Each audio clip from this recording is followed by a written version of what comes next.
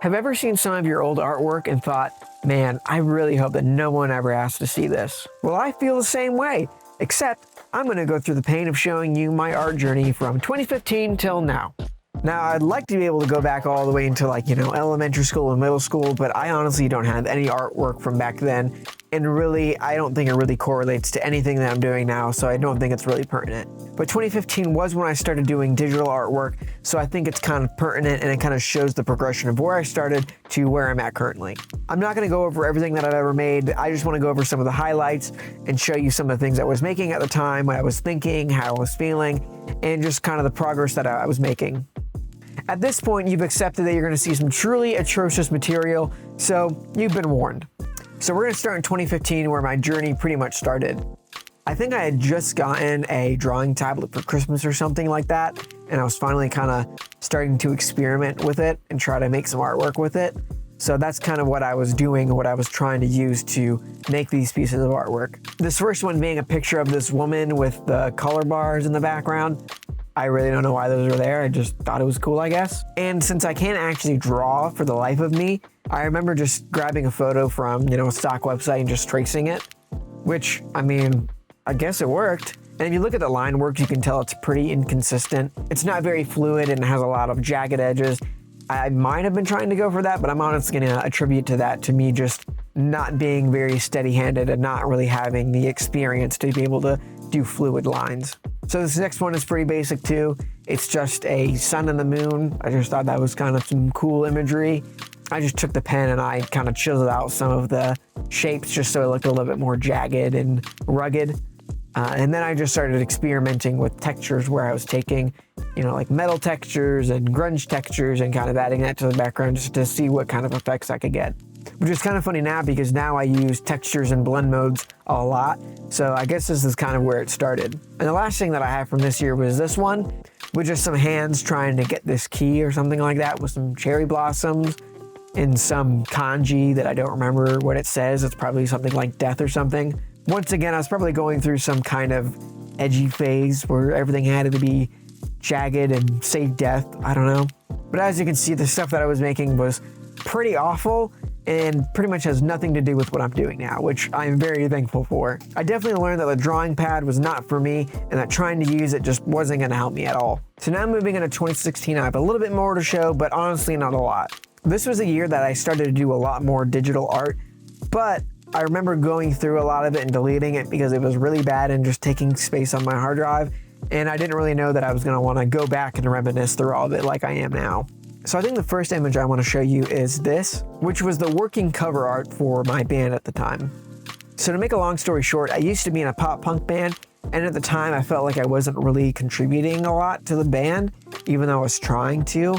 But one of the ways that I knew I could contribute was through artwork and doing digital stuff. So I kind of made it my goal to create the album artwork for the album that we were working on. That's really what propelled me to learn a lot of things and try a lot of different things and really just try to contribute to this project that we were working on. Fortunately, we didn't end up actually using this for the artwork. We got something a lot better, but this was an important piece to me, which is why I've kept it for so long, because this was the first thing that I felt proud of and that I had worked really hard to make as good as I possibly could. Plus, in doing so, I learned a lot about Photoshop and it really pushed me to try more, do more things, and just kind of experiment. And in doing so, I grew a lot. Now, this next image is completely different.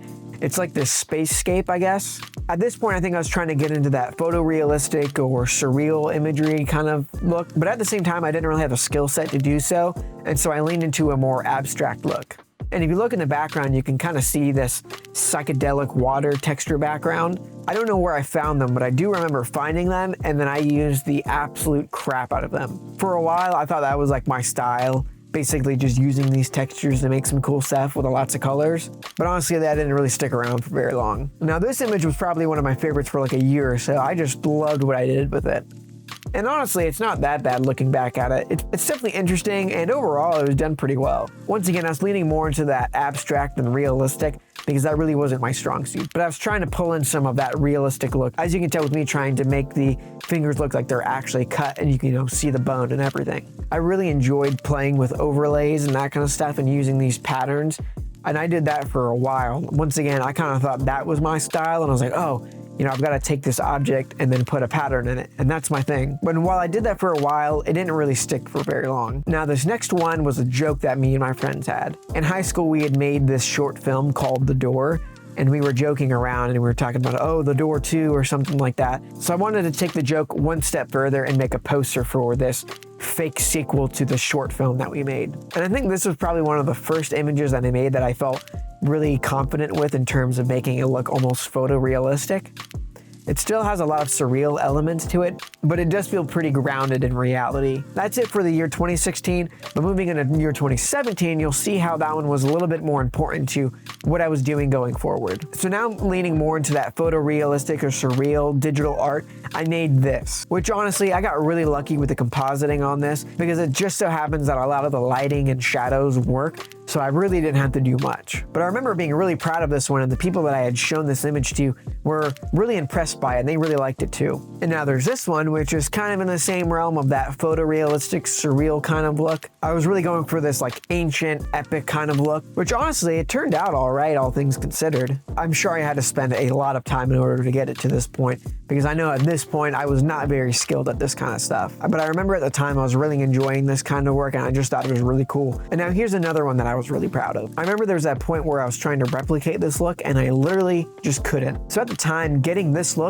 was just pure luck. I know I spent hours and hours trying to perfect this thing because I just thought it was so cool. And I went through and I masked out every single one of those little tiny pillars that are up on the roof. And while now I can look back and kind of see that it's not necessarily the greatest thing ever, honestly, it still holds up pretty well, especially considering I'd only been doing this kind of work for maybe a year and a half. But that's it for 2017, so let's move on to 2018. So in 2018 is when I was trying to incorporate some more things into my work. So it wasn't just about being photorealistic or taking an image and overlaying some type of pattern on top of it. So in order to do that, I started playing a lot with different kinds of blend modes and just kind of mashing these images together and trying to see what would come up with. Really, I was just doing a lot of experiments and just kind of seeing what would stick. There wasn't a whole lot of rhyme or reason. I was just kind of throwing things at the wall, trying different blend modes, and just seeing what would happen.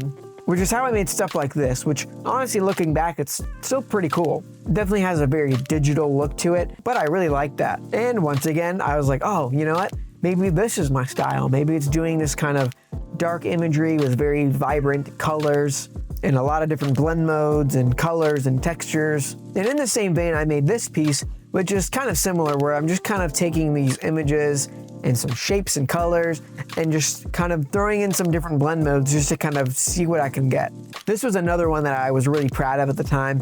And now looking back, I can see that it really is not that great. It probably would have been way better to just get the clouds to look like they're actually there rather than this kind of opaque mess. And not to mention that the sky is very pixelated and looks very harsh, which doesn't really make for a good image. But for whatever reason, I was happy with it at the time. And I was still doing that photorealistic style, but I do feel like it was at this point where I started to get kind of good at it. So I came up with this image where it looks like a statue is sunken into, you know, a lake or a pond or something like that. It's honestly nothing really crazy, but I do remember being very proud of it because it does look pretty good and it does look pretty realistic. And then I also spent a long time on this image. I wanted to make this as perfect as I possibly could. So I remember I would come back to this and work on it every couple of weeks.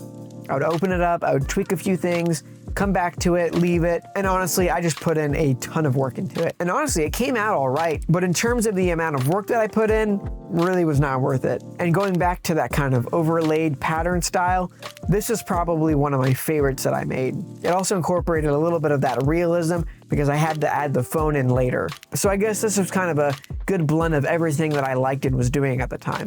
Had a little bit of realism, but it was also kind of abstract and weird.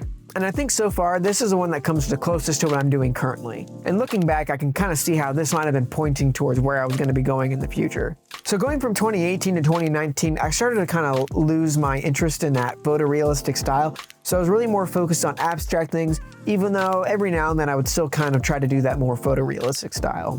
But really what I'm going to show you is the more abstract stuff that I was working on. So firstly, we had this image, which I know whenever I made it, I was very proud of it. I just really liked the colors, I liked the paint texture, and I just thought it had this kind of epic feel, but it was also very abstract and odd. Like I really didn't quite fit in with any kind of style that I really knew at the time.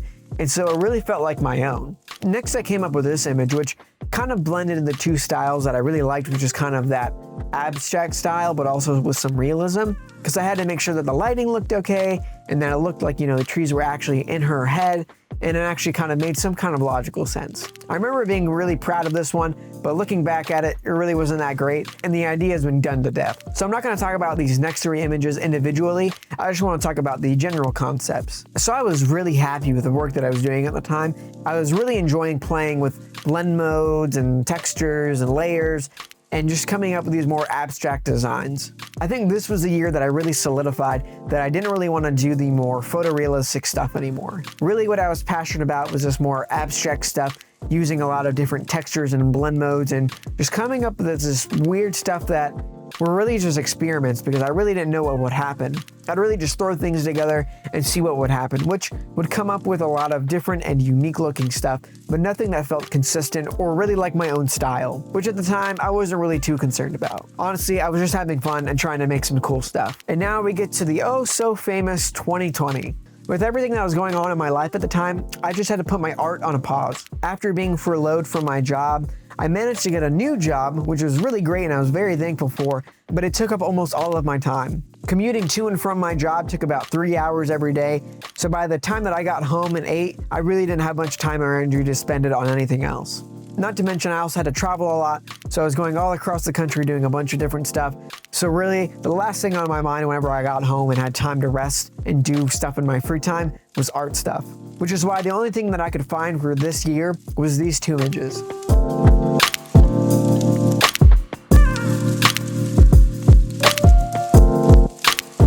So we'll just move right on to 2021, which is a very important year for me. 2021 was the year that I started the 365 poster day challenge. And at this point, I still hadn't really found my style or what I like doing. So it really just became an experiment just to kind of get in some of my programs and just test things out and see what would happen. I was really more focused on learning the tools in the program than it was anything else. But I also wanted to try my hand at some other different styles that I hadn't before, like this more industrial or brutalism style. But at some point during this year, I watched a video on digital collages, and I felt like everything that I had done in the past had finally connected, and it just all made sense to me. It was kind of like this aha moment where I was like, oh, I think digital collages could be really fun. It could also play into a lot of the stuff that I do like doing. And that's what led to me making my very first digital collages. And after that, I pretty much just dove headfirst into making digital collages. Which leads us directly into 2022, where I really started to develop my style. I started out by making some more generic style digital collages because I really didn't know what I liked doing. I was just kind of testing things out. I just knew that I liked making collages. And I did that until I made this image. And while this is definitely not my best work, what I really liked about it was it had a lot of contrast to it. I've always been a fan of just black, white, and a color. I just always really liked how striking it looked and how vibrant and contrasted it was. And after this image, I just kind of decided that that's what I was gonna do. Whenever I would use images, I was just going to desaturate them to black and white, and then I would just use one singular color as my accent color. And I really think that one decision is almost what really helped me figure out my style. Because now with some limitations, I had a better idea of what I wanted to make and what the end product should look like. So after that, it was just a lot of experimenting and trying things out. I was still doing the 365 poster day challenge, so I was doing stuff every single day, experimenting, trying things out. Some things were great, some things weren't, but it didn't really matter because I was just having fun and trying to do the best that I could and trying to learn as much as I could from every single piece. And now we move on to the current year, 2023, which as you can imagine, I feel like I'm making some of the best work that I've ever done. I feel a lot more comfortable creating the stuff that I want to make, and a lot of the times I feel like what I'm making, I'm a lot more proud of. But honestly, even in this year alone, I feel like my style has changed, which I think really goes to show that you don't ever really stop progressing your style or learning more about what you like to make and how you like to make it. And as I'm closing out this section, I just want to show you some of the pieces that I've made recently and that I think mostly reflect where I'm at currently. And so that's been my art journey from 2015 to 2023. So here's the first thing that I made in 2015, and here's one of my more recent works. Honestly, it's night and day. They're almost not comparable. I think this really showcases the progress that I've made as an artist and a graphic designer, because I think it's very easy to look at a lot of people's work and see where they're at now and think that they just got there magically. But a lot of the times you don't get to see where they started. You don't get to see all the failed experiments. You don't get to see all the terrible stuff they made or the pieces that they wish no one would ever see, because if they did, it would showcase just how terrible and lousy they are. And even though I'm doing this video mainly for fun, I really do hope that you'll be able to take away something from it. Because no matter where you're at in your own journey, there's always going to be progress to be made. You might not feel very happy with what you're making right now, but if you were to compare yourself from 2 years ago to where you're at now, I'm sure it's a world of difference. So I think it's important that we keep that perspective and remind ourselves that we are making progress. Even if where we're at isn't where we want to be, we'll be able to get there eventually. Where you're at now doesn't necessarily dictate where you're going. It's a journey and it's a process, and we just have to go with it. But no matter what, as long as you're pursuing your craft and you're trying your hardest, you're going to get there eventually. It may not be today, it may not be tomorrow, but eventually you're going to end up where you need to be. But I hope you found this video enjoyable and helpful, and if you did, I'd appreciate it if you would check out the rest of my channel and then consider subscribing. I hope to see you in the next one.